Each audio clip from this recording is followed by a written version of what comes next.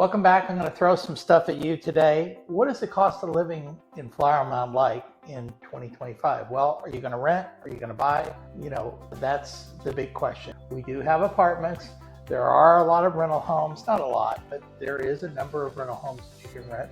And then if you're looking to buy, you can expect to pay anywhere from $400,000 on one end to, I saw one for 24 million, but that's a whole nother deal. But you can go up to, $4 or $5 million. The average price, I would imagine that according to statistics that I read, but I'm not real sure of, it's more in the $800,000 range. It's just going to depend on the community and the neighborhood you live in. If you want to live in Tour 18 or off a scenic drive, you're easily going to spend more than $2 million. If you want to live in Timberview Court, in that Timberview area, the Timberview Estates, you can expect to pay between $400,000 and $500,000. There are some new construction deals that are getting ready to happen. David Weekley has some stuff, but they haven't broken ground on it yet. They're still working on the streets. Toll Brothers has something, a couple of communities, but they start in the $1 million range, 1.1, 1.2. So how does that compare to the rest of the country? Well, Flower Mound actually is about 4% higher than the national average. But we have 80,000 people, give or take, that live here. We're a small city, but we are a big city, kind of in a sense, if that makes any sense. We're 40 minutes from Dallas. We're about 40 minutes from Fort Worth. We have the airport less than 30 minutes south of us, and then Denton to the north, about 30 minutes as well. If you got a child going to school at University of North Texas, they can still live at home and drive up there. But does that mean it's more expensive?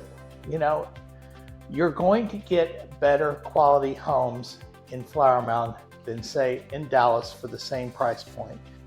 You're going to have a much better school system, much better police department. Nothing against the Dallas Police Department, but they're busy guys. And Flower Mound really takes care of their citizens. So you have to go, okay, if it's 600,000 here and 600,000 in Dallas, what are you going to get? It is not an apples to apples comparison, I can assure you, because I've looked and seen a lot. How does it rank Flower Mound as a livability kind of situation? We have been ranked, I think it was last year, number 7 in the United States as one of the best communities to live in. It's comfortable to walk around in. There's plenty of walking trails, biking trails. We're right near Lake Grapevine.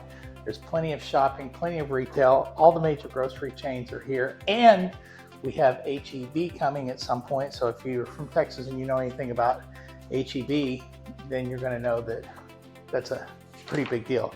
They have one in Plano also. But what are the housing costs?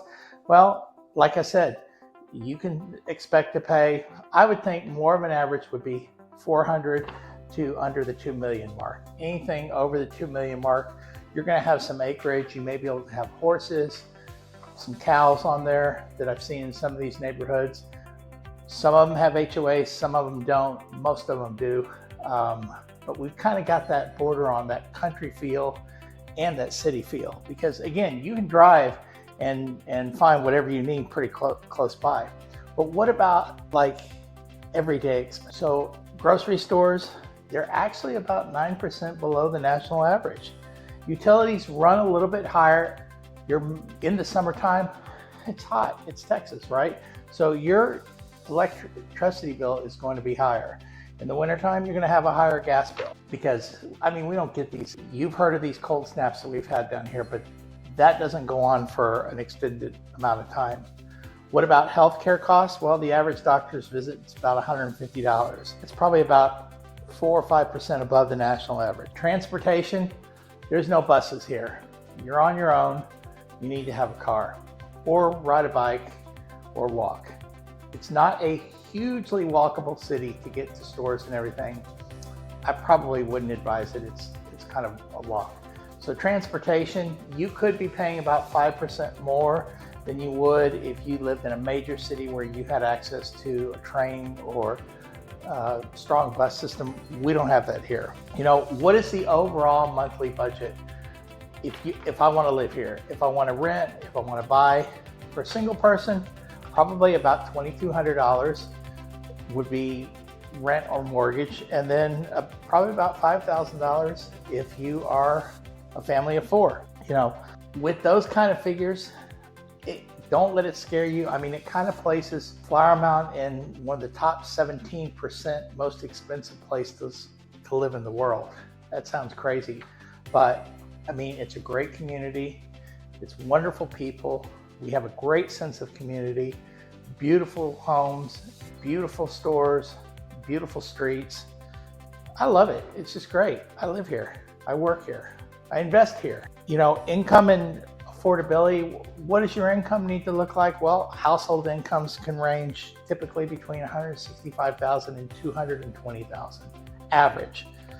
You know, a single adult really needs to probably be making between $90,000 and $95,000 a year to be able to comfortably live here. And there's really nothing wrong with that. I mean, it's just the fact that this is a suburb. It's close to the cities, and as you start going further out, and I'm talking about further out, like past Argyle, going west to Justin, yes, the prices are going to drop, but you're going to make up that money by having to drive.